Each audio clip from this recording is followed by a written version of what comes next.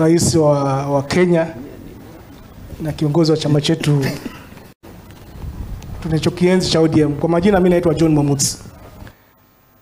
Nilikuwa nikiwakilisha wodi ya Kibarani mwaka 2017 mpaka 22.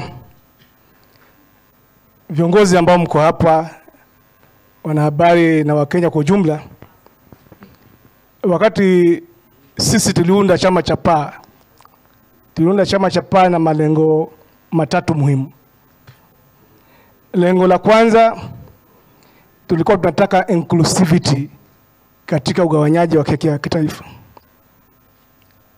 Lengo la pili, tulikuwa tunataka uhuru wa mashamba kama wakazi wa pwani, pia tupate haki miliki kama Wakenya wengine wote. Lengo la tatu, tunataka uchumi wetu ukaweze kuimarishwa na serikali ile ambayo itaundwa.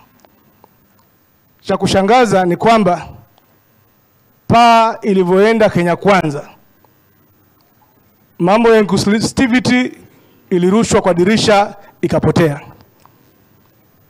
Pale kwa serikali ya Kenya Kwanza, yule mtu ambaye anawakilisha PAA ni mmoja peke yake ambaye ni Speaker wa Senate. Kuna inclusivity hapo? Kuna inclusivity? Tutajiona kama Wakenya hapo sisi? Pili, tukasema kwamba tupiganie mashamba yetu kupitia ile serikali ambayo itaundwa.